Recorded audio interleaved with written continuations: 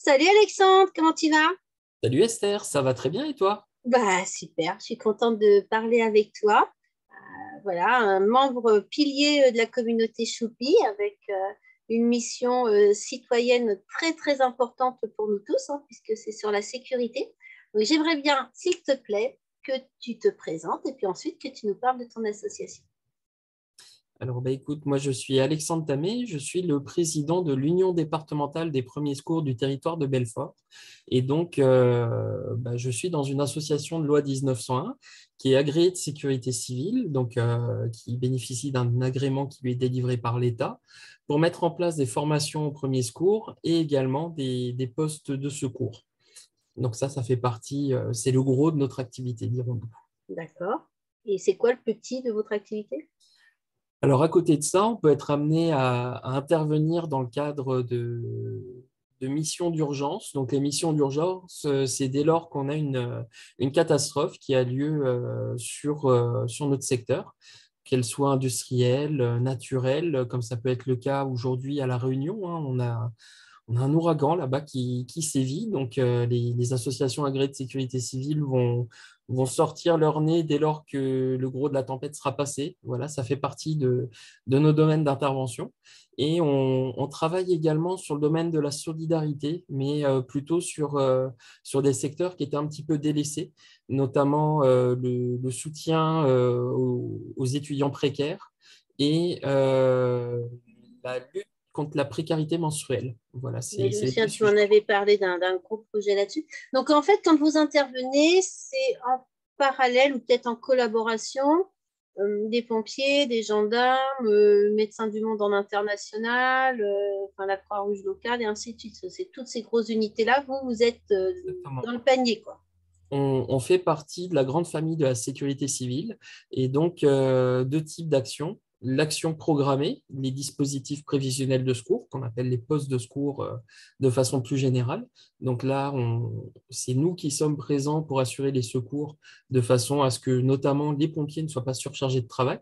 Ce n'est pas leur métier que d'intervenir dessus. Donc, le programmé, c'est sur un festival, une compétition sportive, ce genre de choses. Exactement. Tout type de D'accord. manifestation dès lors qu'on a du public en nombre. Et pour le coup, on a des grilles que l'État nous demande de remplir pour vérifier si on rentre dans les critères pour qu'un poste soit mis en place ou pas.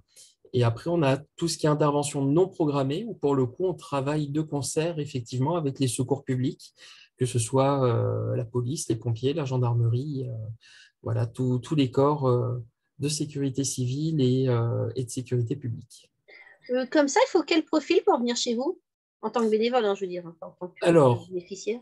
il n'y a pas de profil type au départ, dans la mesure où chez nous, c'est du bénévolat, comme tu viens de le dire. Mhm. Et derrière, nous, on forme nos équipes. Donc, en gros, toute personne qui est un minimum motivée, eh ben, nous, on va la former pour en faire un acteur à part entière de la sécurité civile. Donc, Donc, il y a un on va gain la de il y a une acquisition de compétences au passage. Une exactement. compétence qui peut être utilisée ailleurs que avec vous, je veux dire, dans la vie courante, ça peut servir à quelque chose. Dans un métier, ça peut servir. Alors oui, clairement, on a des bénévoles qui ont totalement revu leur projet professionnel suite à leur engagement. C'est-à-dire que lorsqu'on a un diplôme des premiers secours en équipe, niveau 1, niveau 2, ça dépend des personnes, hein, on les pousse généralement à aller jusqu'au niveau 2. On en a qui deviennent pompiers par la suite, puisqu'on a le même diplôme que les sapeurs-pompiers qu'on voit dans les ambulances. La seule différence, c'est que nous, on ne fait pas de secours routier. Donc, en fait, ils ont déjà des bases qui sont extrêmement importantes pour les pompiers et qui leur permettent déjà d'intervenir. Et du coup, On- il gagne des points sur le concours parce que le concours pompier, c'est pas Non, facile non plus, non, hein. non, ils ne gagnent pas de points sur le concours, mais pour autant, ça leur donne un petit bagage d'avance qui est Ouais, c'est ça, ok. Après, on a également d'autres types de métiers pour lesquels nos diplômes sont des préalables, notamment les surveillants et sauveteurs aquatiques, c'est-à-dire que pour passer aujourd'hui le diplôme qu'on appelle le BNSSA, il faut être titulaire du PSE1 au minimum. Que Donc des ça, lettres, d'accord. Ça, voilà. c'est C'est le maître nageur, en fait. Alors, c'est pas le maître nageur, c'est juste en Sauveteur dessous en du maître mer. Les nageur. sauveteurs en mer. Alors, les sauveteurs en mer, c'est encore une catégorie à part, c'est la SNSM, qui est une association Ouais. agréée de sécurité civile aussi, qu'on connaît bien. Je suis adhérente donatrice à la SNSM. Donc, on va retrouver les gens qui sont titulaires du BNSSA, alors soit aux côtés des maîtres nageurs dans les piscines, mais c'est D'accord. toujours un complément, soit sur la surveillance des zones aménagées en extérieur, ça peut être des lacs, des étangs avec D'accord. plage, soit sur le littoral. Donc, D'accord. pour ce métier-là, il faut avoir ce diplôme-là. De même on peut devenir pisteur secouriste par la suite avec le diplôme, toujours en D'accord. préalable. Et on peut également trouver du travail, alors quelque chose auquel on ne pense pas toujours, dans les grands parcs d'attractions. C'est-à-dire que Bien les sûr. grands parcs d'attractions ont leur propre service de secours en interne. Et régulièrement, on a des parcs d'attractions qui nous contactent parce qu'ils cherchent du monde à recruter pour venir étoffer leur service de sécurité. Donc, être bénévole chez vous, même si on ne vient pas pour ça, ça peut potentiellement être le pied à l'étrier pour une carrière, voire un changement de carrière pour ceux qui finalement y prennent goût, quoi. Ça permet de tester Exactement. finalement, ça permet de Ça tester. permet de tester, ça permet aussi de côtoyer d'autres personnes, parce qu'il faut imaginer qu'on a toutes les catégories socio-professionnelles qui sont représentées chez nous. Donc, Mhm. ça peut aussi permettre à des jeunes qui souhaitent devenir médecins, infirmiers, kinés, de rencontrer ces professionnels de santé dans le cadre d'interventions et de s'intéresser à ce qu'ils font. Et ça peut être aussi l'occasion de rencontrer des gens qui n'ont rien à voir quelque part avec le secourisme, mais qui sont dans des métiers qui peuvent intéresser des jeunes. Et du coup, ça peut permettre de rencontrer des personnes avec des profils proches et avec un petit peu plus d'expérience qui peuvent leur amener via des échanges beaucoup de choses intéressantes. Ça, c'est le principe de toute façon de tout le monde associatif, hein. Moi, je ne suis pas du tout sur des domaines aussi pointus que les tiens. Ça n'empêche pas qu'il y a des personnes, je ne les aurais jamais rencontrées si on n'avait pas eu la couture ou la broderie en commun. Enfin, je veux dire, c'est un petit quelque Ça. chose comme ça, mais des personnes, on n'a pas les mêmes générations, pas le même environnement, parfois pas forcément les mêmes valeurs d'ailleurs, hein, mais on a ce point commun qu'on aime faire du patchwork. Bon, c'est comme ça. Et, Et effectivement, le monde associatif permet vraiment de rencontrer des gens qu'on ne rencontrerait pas dans la vraie vie, enfin, dans la vie habituelle. Et au-delà des gens qu'on ne rencontrerait pas, on a aussi tous les événements auxquels on n'aurait pas participé. Parce qu'une des spécificités Oui, pour vous en finalement, plus, oui, c'est c'est sûr. qu'on intervient sur des événements, mais parfois sur des activités qu'on ne connaît pas du tout. Et ça Ouais. nous permet de découvrir de nouvelles activités déjà.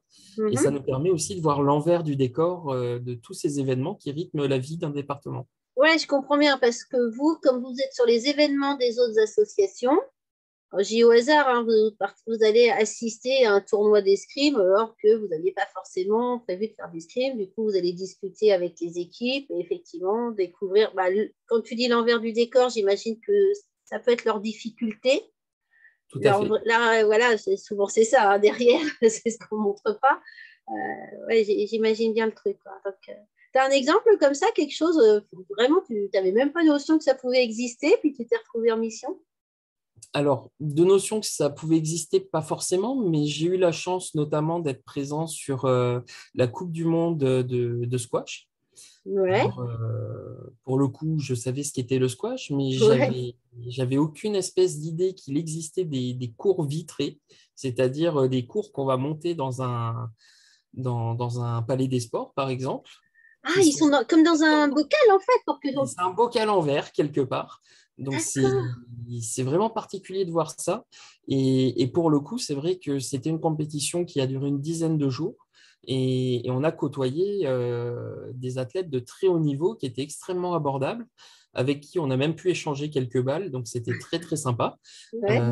Et puis, voilà, c'est toujours très, très intéressant. Et pour le coup, on a même pu donner un petit coup de main au kiné de l'équipe de France qui avait besoin de poches de froid et de glaçons pour soigner des courbatures en fin de compétition. Donc voilà, on découvre de nouvelles personnes et parfois qui sont humainement géniales, quoi. Ouais, ça, j'en doute pas. Puis, je suis sûre que vous êtes des personnes très à l'écoute, tout ça, donc forcément pleine d'empathie par définition, donc le lien doit se créer très facilement. Dis-moi, quels sont, donc assez vite fait, vos outils de communication justement par rapport à ton activité générale? Alors, les outils de communication, pour faire rapide, en interne, on va utiliser donc une newsletter qui permet d'informer l'ensemble de nos équipes de tout ce qui se passe dans l'asso. C'est venu remplacer pendant la période du Covid les réunions qu'on pouvait mettre en place mensuellement, Donc puisque la newsletter, elle est mensuelle? la newsletter est mensuelle et parfois on a un rythme un petit peu plus régulier lorsqu'on a des choses un petit peu plus urgentes à faire passer en termes de communication dans les équipes. On a D'accord. également un groupe Facebook qui nous permet d'échanger de façon un petit peu plus interactive entre nous, puisque la newsletter est très descendante, alors que le groupe Facebook permet à chacun de venir apporter ses sujets. D'accord. Et après, vers l'extérieur, on a notamment tout ce qui est réseaux sociaux, donc Mhm. une page Facebook, une page Instagram et un compte Twitter. Et on a également un site internet qui permet au grand public de voir tout ce qu'on fait. Et ça nous permet d'être référencé par les moteurs de recherche et de nous trouver plus facilement.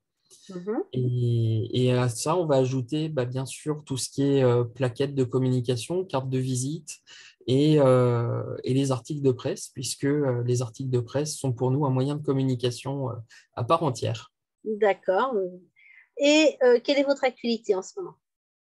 Alors, notre activité en ce moment, c'est plutôt calme, on va dire. Actualité, excuse-moi. Alors, activité, j'espère pour vous que c'est calme. Non, mais C'est actualité, c'est moi qui ai c'est mal prononcé. calme, effectivement, mais l'actualité, alors l'actualité de la semaine, même, on va dire, La c'était semaine. Ouais. l'inauguration de nos locaux. Ah oui, c'est moins calme ça. C'était un petit peu moins calme, ouais, ça a amené un petit peu de monde dans la caserne. D'accord. Alors justement, raconte-nous déjà pourquoi vous avez une inauguration, vous avez changé de local? Alors, effectivement, nous, on est une asso qui a 4 ans, qui va avoir 4 ans dans quelques mois. Et on a débuté cet assaut dans des locaux qui nous avaient été mis à disposition par une personne dans le nord du département. Un Et particulier? c'était un particulier, ouais, qui nous mettait gratuitement à disposition une ancienne ferme qui n'était plus utilisée. Oui, Mais parce que tu me parles de caserne. Enfin, je veux dire, exactement. c'est pas un petit garage qui vous a mis à disposition quand même. C'est un gros truc, Alors, quoi. précédemment, ce qu'on avait, c'était une ferme avec une grange qui nous permettait de rentrer nos véhicules, Ouais. euh, des pièces qui nous servaient à stocker le matériel et tenir nos réunions et formations. Ouais, je me Et souviens, tu avais partagé des photos, maintenant ça me ouais, revient. Et tout à c'était un fait. peu, c'est un terrain qui était en pente, hein, il y avait un bâtiment en hauteur, je crois, enfin, il me semble revoir Ouais, ça. ouais. Et donc, en fait, la crise de la Covid a permis de mettre un coup de projecteur sur l'association et ses besoins. Et Mhm. on a une municipalité qui nous a accueillis à bras ouverts en nous disant, voilà, nous, on a des locaux qui sont adaptés à votre activité et ça nous intéresserait que vous veniez chez nous. Alors, Et, c'était quoi leurs locaux adaptés? et les locaux adaptés, en fait, ce sont de très vieux bâtiments qui ont 150 ans, hein, qui datent d'après la guerre de 1870, qui Mhm. étaient des locaux d'une ancienne usine et qui avaient été transformés il y a pas mal d'années en arrière en caserne de pompiers. Et depuis 30 ans, les pompiers ne sont plus dedans. D'accord. Donc, du coup, on avait des locaux qui étaient utilisés uniquement pour stocker du matériel pour les services techniques de la ville. Et donc, la mairie nous a mis à disposition la moitié de la surface au sol, plus l'ensemble des pièces qui ont été aménagées à l'intérieur de ces locaux. Et donc, pour le coup, on a aujourd'hui une vraie caserne qui nous sert de locaux, ce qui nous permet d'avoir des véhicules qui dorment au chaud. C'est Alors, important. du coup, quid de la ferme, en fait? Donc, le propriétaire l'a récupéré, il n'a pas été trop vexé quand même. Alors non, non, non, ça s'est bien passé avec la propriétaire pour le coup. Et on lui a rendu des locaux qui étaient dans un meilleur état que ce qu'elle nous avait laissé, parce que D'accord. c'était là aussi des locaux qui n'avaient pas été utilisés pendant des années. Et donc, on a rénové certaines pièces de fond en comble, donc du sol au plafond, hein, pour avoir des locaux qui soient accueillants. Donc, pour le coup, elle a récupéré des locaux qui sont en meilleur état qu'au départ. Et ils ont retrouvé une activité puisqu'elle le loue maintenant à des professionnels qui avaient besoin de lieux de stockage.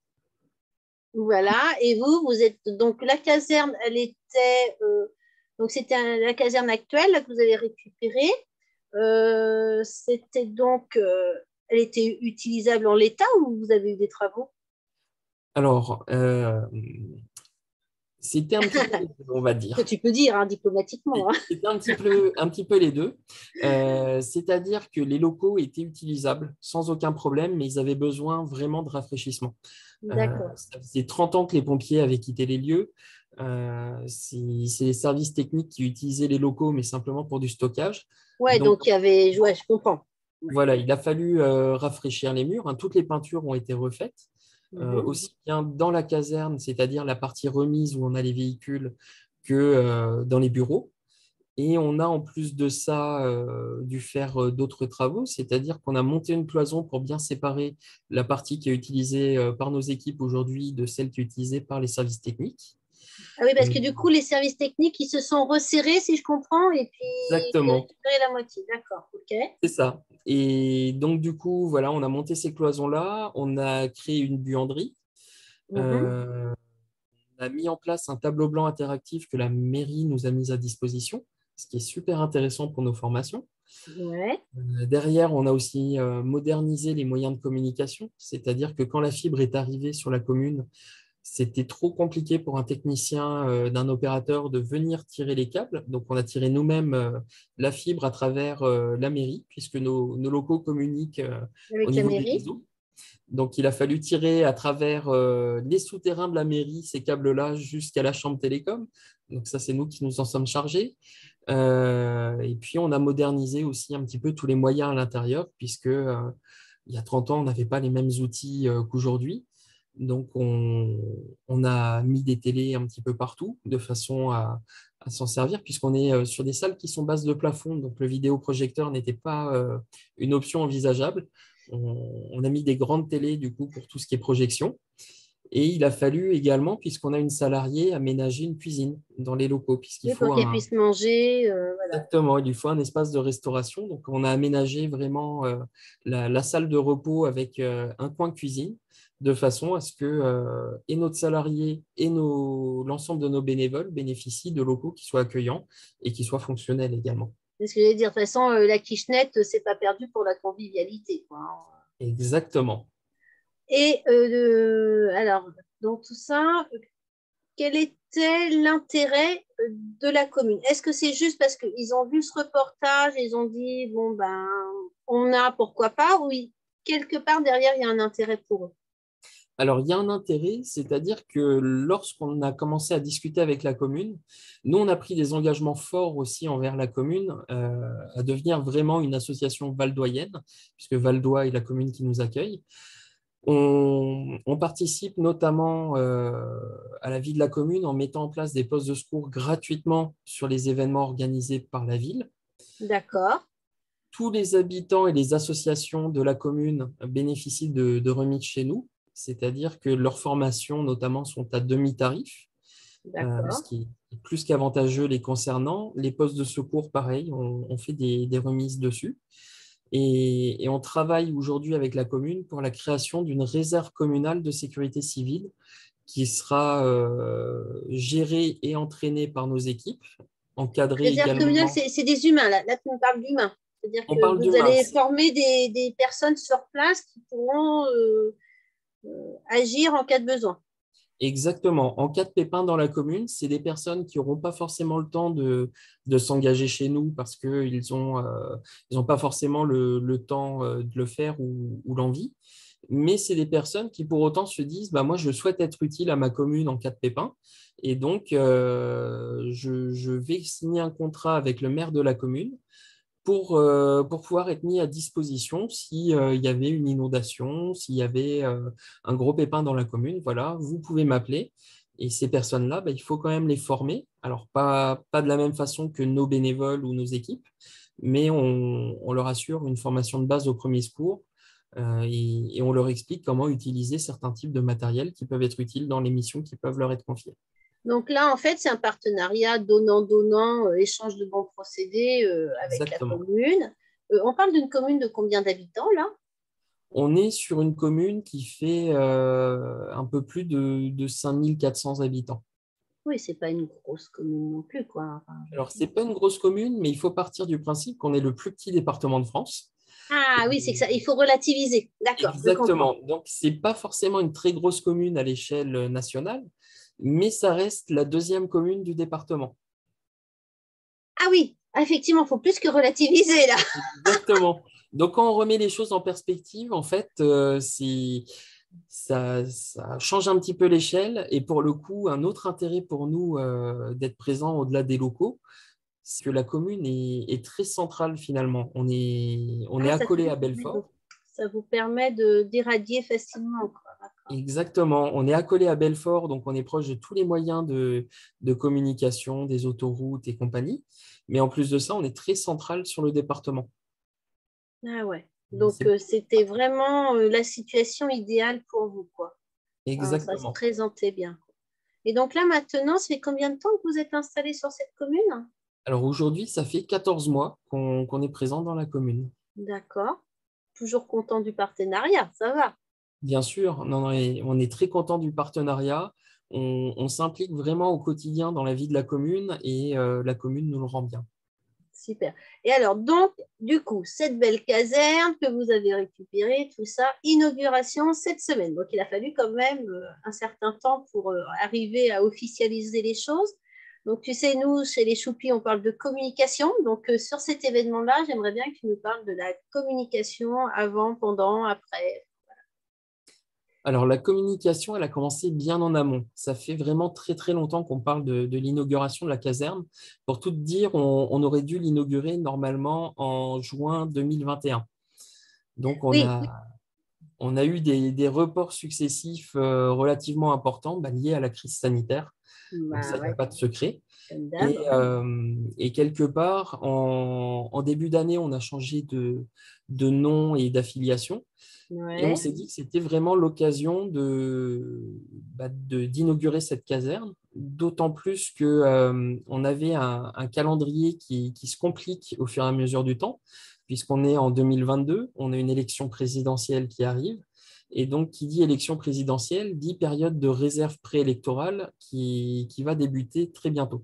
Oui, puisque vous êtes pour l'inauguration, vu vos partenariats avec les institutionnels, forcément, ils vont participer, ils vont être présents, et eux, ils ne peuvent pas assister à ce genre d'événement de manière trop proche aux élections. Donc, il faut faire du Exactement. rétro-pédalage pour arriver au bon moment, quoi. Tout à fait. Donc, en termes de communication, pour faire simple, tout début janvier, on a contacté le secrétariat du préfet, parce que généralement, c'est toujours le préfet qui a l'agenda le plus complexe parmi les Ouais, personnalités qu'on invite. Et donc, on se cale par rapport à son agenda à lui, de façon à simplifier les choses. d'accord. Euh, et la double difficulté, c'est que non seulement on travaille avec le préfet, mais on travaille également avec le sous-préfet qui est directeur de cabinet. Donc, ça veut Mhm. dire qu'il faut que les deux soient disponibles en même temps.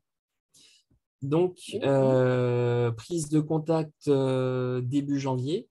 On avait établi mi-janvier une date d'inauguration prévisionnelle autour du 16 février. Mhm. Et ce calendrier a été un petit peu bouleversé en dernière minute, puisqu'on a appris le 21 janvier que finalement, la seule date qui collait, ça serait celle du 31 janvier. Mais anticipé de 15 jours, d'accord. Ça ne vous Donc, met pas la pression anticipation du de tout. 15 jours, effectivement, de la date, et surtout un délai de prévenance pour les invitations de 10 jours seulement, ce qui complique tout de Pour suite des les choses. officiels, ouais, chaud devant pour les autres, quoi. Exactement. Alors, vous Donc, avez invité qui? Ah, excuse-moi, vous avez invité qui hein? alors, parmi nos invités, alors il y a bien sûr une différence entre les personnes qui étaient invitées et les personnes présentes du fait des délais. Donc, forcément, le préfet et son directeur de cabinet Mhm. qui ont inauguré, c'est le préfet qui a inauguré la caserne. La maire de la commune, bien sûr, puisque bien c'est elle sûr. qui nous accueille, avec une partie des élus de la commune, ce qui semble quand même la moindre des choses, parce que J'allais dire, ouais, voilà, ce on sont les a oubliés. ce sont des gens avec qui on échange au quotidien, donc c'était important de marquer le coup. Ouais. Le président du conseil départemental, qui est un vrai soutien. On a également invité beaucoup de partenaires et de services de l'État. Alors, parmi les services de l'État, pour commencer, les pompiers, bien sûr, avec qui Bien on sûr. travaille, les services de gendarmerie et de l'armée, mais ces trois services-là n'ont pas pu, pour des raisons de contraintes opérationnelles diverses, se libérer. Donc voilà, ils n'ont pas pu être présents, mais pour autant, on est toujours en relation avec eux très régulièrement, donc il y a aucun souci avec eux. Et de toute façon, j'en profite pour dire que même si on sait que c'est peine perdue d'office pour dire qu'ils ne seront pas là, ça n'empêche pas que diplomatiquement, on invite les personnes que Bien l'on doit. sûr, on Hein. les On invite, les c'est clair. excuse d'avance, entre guillemets, mais voilà, on invite qui il faut et après on voit qui peut. Tout à fait, c'est exactement ce qui s'est passé pour le coup. Et puis après, on a invité également d'autres services de l'État, notamment les services de l'éducation nationale, avec qui on travaille très régulièrement, notamment sur les questions des services civiques et du service national universel. Alors là, du coup, c'est qui? C'est le rectorat, ça? C'est l'inspection? C'est qui gère ça? Alors, c'était plusieurs personnes différentes. Et finalement, le calendrier était très compliqué, puisque 10 jours à l'avance, encore une fois. Puis là, en ce moment, avec le Covid, c'est le délire à l'éducation nationale. Hein. Ils sont tous Exactement. au bord Donc, du en fait, burn-out. on avait 5 ou 6 personnes dans leur service qui étaient invitées. Tout était prévu pour être en réunion sur cette période-là. Ouais, Euh, Par contre, la directrice départementale des services académiques a décidé quand même de se faire représenter et a permis à une des personnes qui se trouvait être la déléguée départementale à la vie associative d'accord. de se libérer pour représenter l'ensemble du service. Voilà. Elle aussi, elle a tenu son rôle, entre guillemets, en disant, bah, je comprends bien.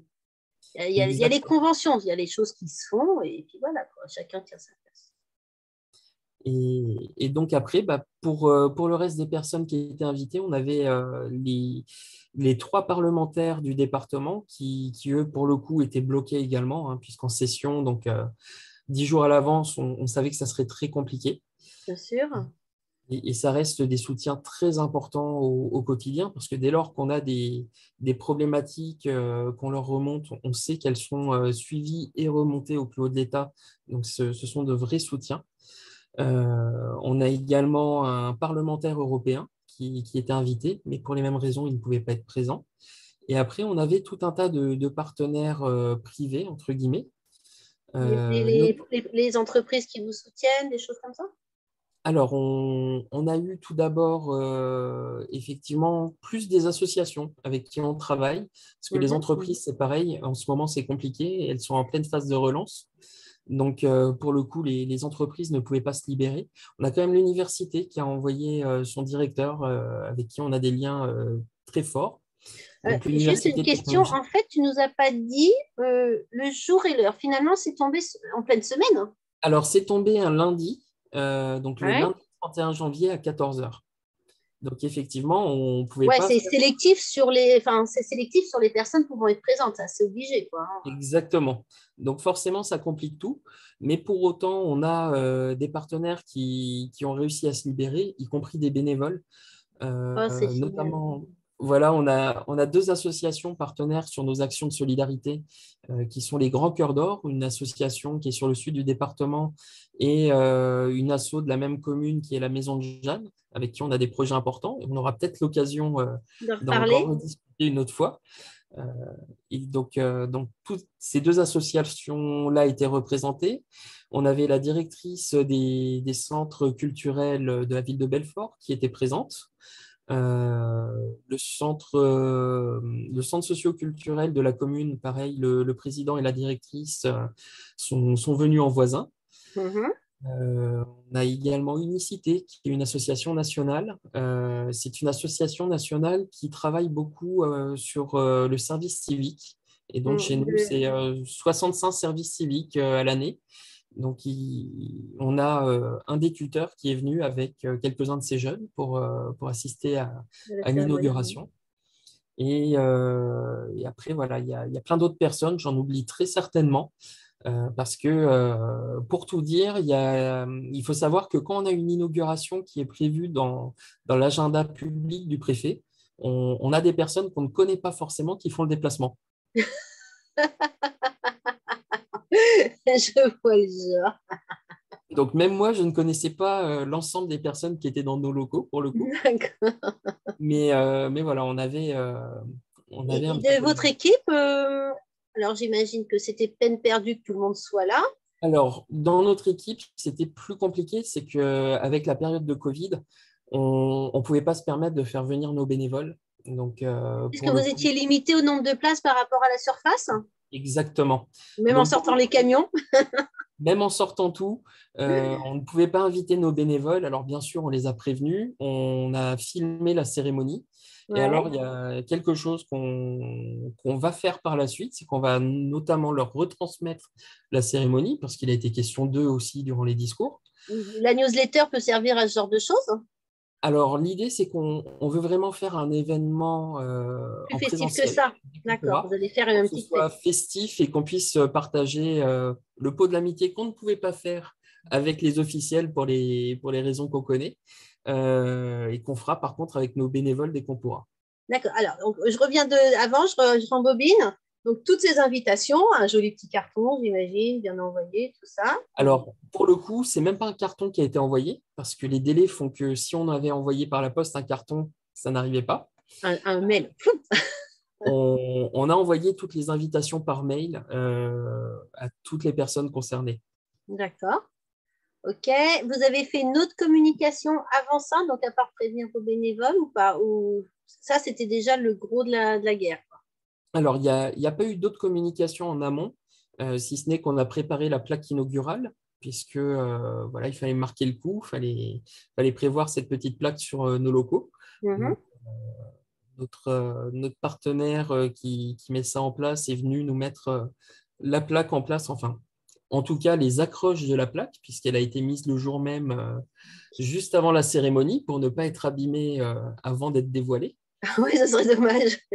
Exactement. Donc, il a mis la semaine qui précédait en place les pitons, hein, dans le mur pour qu'on puisse venir fixer la plaque par la suite. Mais en termes de communication, non, on n'a pas pu communiquer réellement sur le sujet. C'est après coup, finalement, que s'est faite la communication. Alors, le jour J, donc vous avez mis la plaque, vous y avez mis quoi? Un petit drapeau dessus, vous avez Il y avait mis. un petit drapeau tricolore, effectivement, sur la plaque. D'accord. Il y a eu également, bien sûr, un ruban tricolore qui a été coupé pour vraiment marquer le coup visuellement de l'inauguration des locaux, Il y avait la presse pour flasher tout ça? bien sûr. On avait deux journaux qui étaient présents pour couvrir l'événement. Alors, l'actualité locale fait que les articles ne sont pas encore parus, mais je pense qu'un article doit paraître demain dans un des deux journaux, et puis le second ne devrait pas tarder. Oui, ça chauffe, forcément, ça chauffe. Je me doute. OK. Il y a eu des discours. Alors, il y a eu des discours, bien sûr le mien en tant que qu'hôte de la cérémonie. Bien sûr. Alors, vous avez fait dans quel ordre? C'est toi qui as commencé et après. Alors, exactement, c'est l'ordre protocolaire, donc c'est moi qui ai commencé. Ensuite, le maire de la commune, le président du conseil départemental, puis enfin le préfet. D'accord. OK. C'est un ordre, quand tu dis protocolaire, c'est quelque chose qui se passe de manière classique. C'est là, c'est pas vous qui avez Exactement. choisi. Voilà. C'est tout à fait ça. C'est-à-dire que dès lors qu'on a une cérémonie officielle, non seulement il y a un ordre pour les discours, mais il y a également un ordre pour la salutation des personnes lors du discours à respecter. D'accord. C'est quelque chose de très établi. Ouais, on trouve ça quelque part parce que. Oui, alors on trouve assez facilement sur le net, il y a beaucoup de préfectures qui mettent en ligne des informations sur le sujet, justement, pour ne pas faire d'entorse au protocole. Ouais, Donc, et puis bah, pas vexer, enfin, aussi passer pour un plou parce qu'on ne savait pas que. Mais exactement. je comprends. C'est comme les couverts, tu sais, à la table, dans quel ordre on les met. Enfin, voilà, c'est toute C'est une ça. culture. Et ben, plus tu as de couverts, plus c'est compliqué, parce que c'est pareil avec les invités. D'accord, donc chacun est allé de son petit discours. OK. Après, comment ça s'est passé ça? Alors, comment ça s'est passé? Bah, pour faire simple, l'ordre de l'inauguration, c'est que tout d'abord, il y a eu le geste inaugural avec la découpe du ruban, puis le dévoilement de la plaque inaugurale par le préfet, le président du conseil départemental et la maire de la commune. C'est-à-dire qu'ils se sont mis tous les trois sur le bout de tissu, ils ont tiré, c'est ça? Exactement. Ils ont tiré D'accord. les trois ensemble pour dévoiler cette plaque. OK. Une fois que ça a été fait, il y a eu une visite des locaux. D'accord. Pour le coup, c'était principalement donc, pour les trois personnes que j'ai citées précédemment, puisqu'il faut imaginer que les locaux ne sont pas conçus pour recevoir à chaque fois 25 ou 30 personnes par pièce en même temps. Ouais, donc tu as fait circuler, les autres ont attendu, j'imagine. Enfin, Les voilà. autres ont attendu et c'est nos équipes qui étaient présentes, puisque bien sûr, je n'étais pas le seul représentant de l'association. Le conseil d'administration était présent, notre salarié, notre service civique et les deux stagiaires qu'on a en ce moment. Qui Donc, ont fait relations publiques pendant que toi, tu faisais visiter. D'accord. exactement. Donc voilà, moi j'ai fait faire, j'ai fait la visite des locaux, pièce par pièce. Le but, c'était vraiment de montrer tout ce qui nous est mis à disposition et ce qu'on a fait de chacune des pièces et en quoi c'était important pour nous d'avoir ces locaux. Oui, Euh, pas juste te dire, bon, bah, ça, c'est le bureau, c'est dire, voilà, pourquoi on a un bureau, comment il nous sert. En Exactement. plus, vous avez un standard, j'imagine, vous, pour les systèmes d'alarme. Pardon. OK. On a pas mal de choses et puis pareil, quand on arrive dans la salle de réunion, c'est bien de montrer une salle de réunion, mais c'est encore mieux d'expliquer ce qu'on est capable d'en faire, Oui, c'est notamment ça. Ce dans que notre je veux dire, domaine. c'est une salle de réunion, tout le monde voit bien qu'il y a une table et 15 chaises. Ouais. Exactement, alors que derrière, quand on arrive et qu'on explique que la salle de réunion, on est capable de la transformer en salle de formation, mais aussi de pouvoir mettre en place, pourquoi pas, un centre d'appel téléphonique s'il y avait besoin, puisqu'on a aussi ces capacités-là dans l'association. Oui, en cas de Voilà, catastrophe, quoi que l'idée, ce c'est... soit.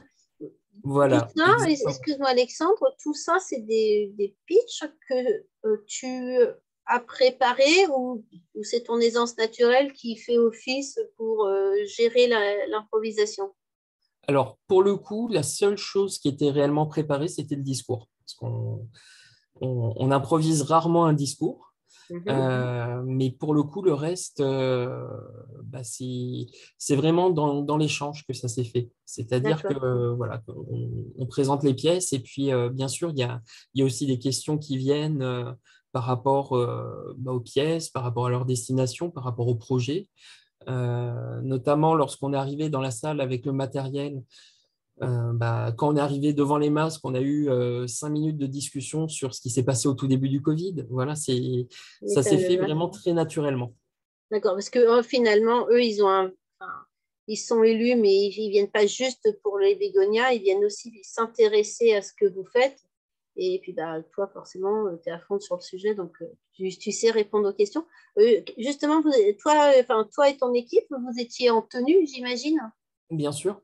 Donc, nous, on était en tenue, dans notre tenue d'intervention classique, finalement.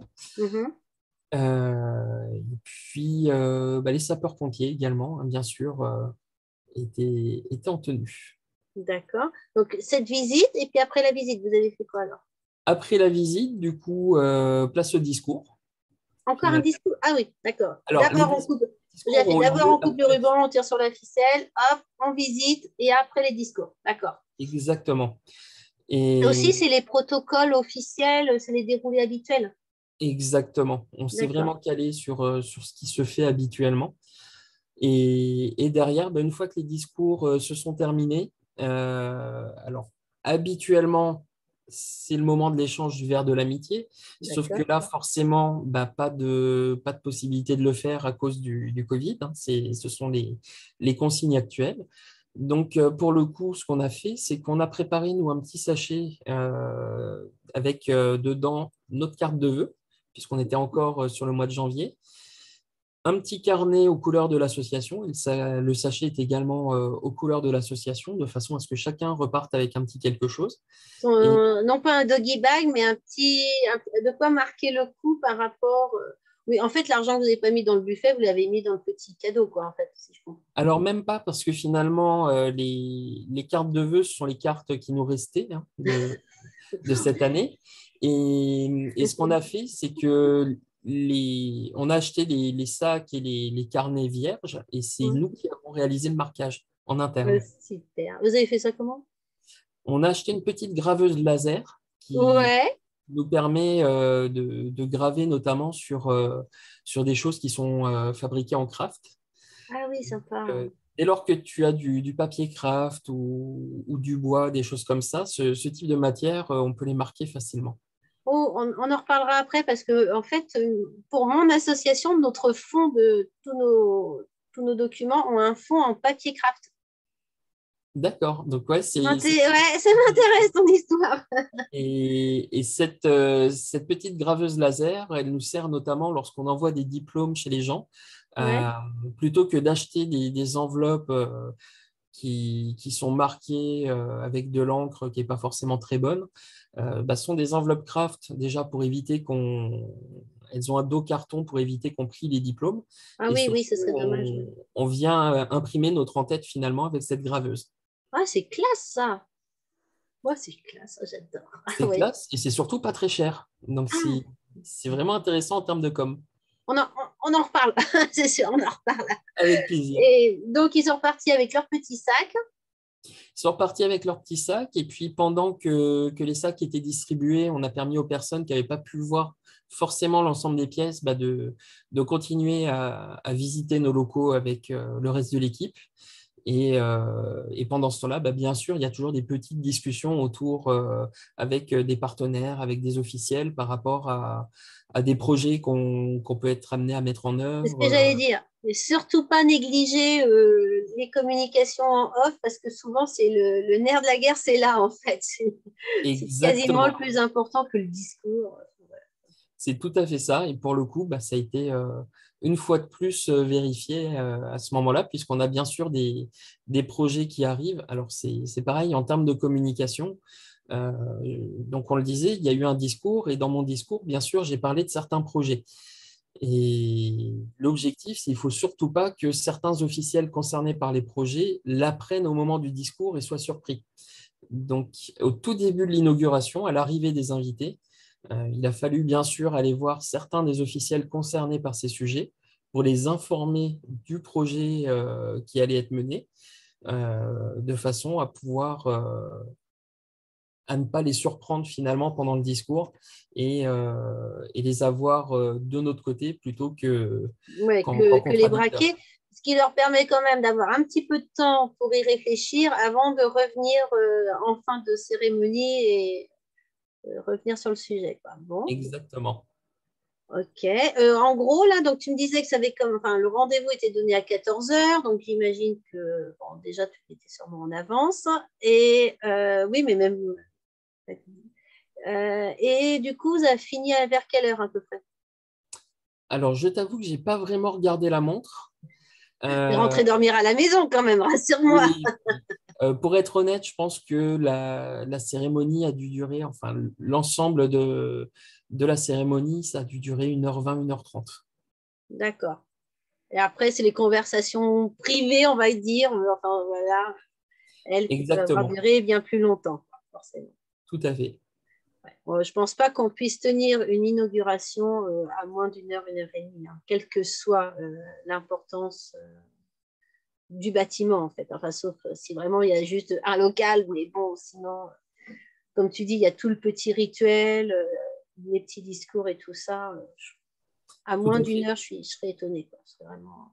Et il faut rajouter généralement une bonne demi-heure avec le verre de l'amitié qui suit Ouais. une Après, inauguration. ça dépend de l'heure, parce que forcément, si tu fais ça en fin de matinée, après tout le monde a faim, donc là, hop, apéro et hop, ça part vite fait. Là, dans l'après-midi, les gens, ils ont bloqué leur après-midi de toute façon. Donc, voilà, ils sont libres, ils sont disponibles et ça peut être libre. Ça, c'est clair. Je pense que le créneau horaire, bon, là, il t'était imposé. Donc, forcément, toi, tu n'as pas eu le choix. Mais quand nous, on a le choix, le créneau horaire peut vraiment avoir une grosse influence alors, sur la présence, Bien sûr, sur la modalité et sur la durée. tout à fait. Ça, c'est certain. C'est évident. Et donc, maintenant que c'est fait, yes, et tu vas faire quoi maintenant en termes de communication? Tu vas nous faire quoi de tout ça? Alors, en termes de communication, alors ça a déjà commencé à communiquer sans nous, c'est-à-dire que, bien sûr, Ça vous échappe. bah oui, bien sûr, puisque lorsque on a le préfet qui est présent, la mairie, le conseil départemental, il y a les services de communication de ces entités-là qui sont présentes. Donc, pour le coup, on n'a même pas eu le temps, nous, de commencer à communiquer que sur les réseaux sociaux, il y a eu tout de suite les photos de l'inauguration.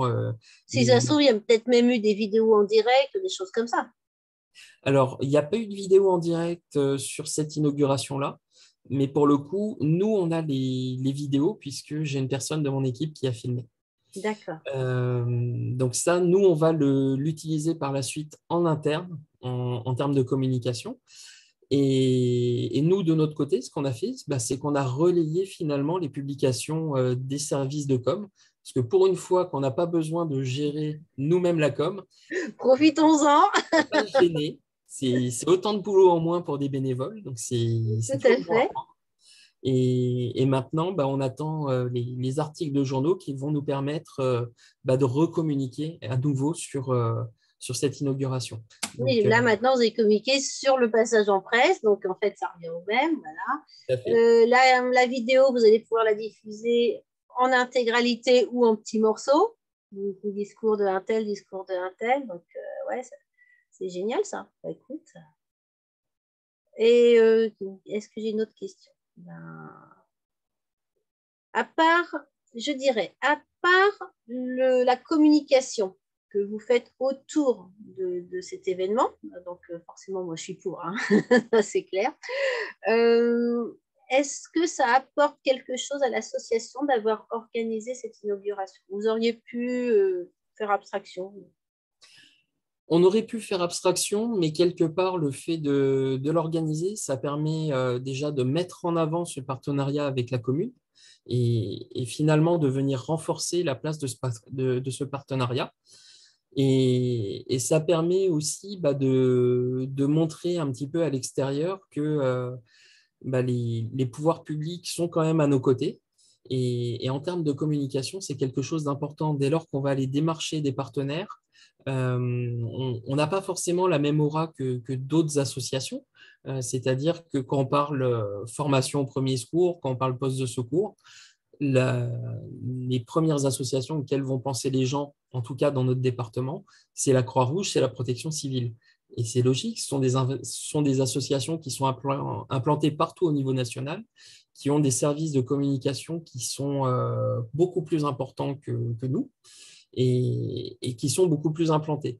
Donc, quelque part, le fait d'avoir cette inauguration qui a pu se faire dans ces conditions-là, ça permet de mettre en avant l'association et de montrer aussi à l'ensemble du public que derrière nous, on a un vrai accompagnement de la part de l'ensemble des institutions publiques. Et ça, c'est un vrai coup de projecteur et ça montre aussi que c'est une association qui est sérieuse, tout simplement. Oui, tout Et à fait. Ça vous donne, entre guillemets, plus de poids auprès du public. Bon, ça, c'est une chose. Mais aussi, comme tu le disais, auprès des partenaires. Tu te pointes dans une entreprise pour est-ce que tu as besoin de matériel, d'argent, de quoi que ce soit. Voilà, c'est pas une sombre association dont personne ne sait qui que quoi. Surtout qu'une entreprise, souvent, en échange, même si c'est pas, voilà, si elle ne va pas être sponsor, ce qu'elle attend quand même, c'est que vous parliez du partenariat. Là, bien sûr. elle vous a vu déjà l'action sur votre communication. Elle sait que vous communiquez, donc, puisqu'elle vous a vu dans le Exactement. journal. Donc, ouais, je comprends bien. Bah écoute, c'est super. Moi, je te remercie de ce témoignage. Je te félicite pour le travail de préparation concernant cette inauguration. Bon, là, une caserne, tout le monde ne va pas hériter d'une caserne tous les jours dans notre Bien sûr. dans la communauté Choupi, mais je pense que on peut faire ce genre d'événement, une inauguration pour une exposition, par exemple, moi, mon club Pour photo, une j'en fais, exposition, pour un projet aussi, ça peut être important. Euh, voilà, un projet. Ça peut être aussi, ben, comme tu dis, ça a été restauré. Je pense à des cafés associatifs. Bon, ils font une première inauguration. Quelques années plus tard, ils refont la déco. Bon, ben, ça peut être les nouveaux locaux. Des associations de protection pour animaux qui reçoivent une nouvelle chatterie, par exemple. Bon, c'est quand même des investissements coûteux. Je pense que ça peut mériter une inauguration. Enfin, je pense qu'on peut facilement trouver l'occasion de faire une inauguration. Exactement. En fait, finalement, l'inauguration n'est qu'un prétexte, hein. Enfin, il faut juste trouver le prétexte C'est et ça. derrière, ça permet d'avoir un beau moment de convivialité et de mise en avant de l'association. Et ça vaut toujours le coup d'en prévoir une. Alors, c'est sûr qu'il ne faut pas faire une inauguration tous les mois. Ça ne sert à rien, c'est Bah, pas avec le contre-productif. préfet. Après, il faut jouer dans sa cour aussi, quoi. Exactement. J'avoue que ouais, les journées portes ouvertes de mon association n'invitent pas le préfet, quoi. Ça, c'est clair. Voilà, mais voilà, il y a plein de formats différents. Nous, on a fait une inauguration avec le préfet parce que la préfecture est un partenaire important de l'association. D'autres vont organiser un café associatif avec un club des partenaires parfois aussi. Ce Ouais, pas sont des mal. moments d'échange et c'est ça qui est important à créer finalement, c'est ces moments de convivialité. Tout à fait. Je suis tout à fait d'accord avec toi. Je te remercie beaucoup, Alexandre, pour ton témoignage. Je Je t'en vais prie. mettre dans la description tous les contacts pour que ceux qui souhaitent discuter avec toi, qui souhaitent rejoindre ton équipe ou qui souhaitent tout simplement vous soutenir d'une façon ou d'une autre puissent te contacter avec facilité.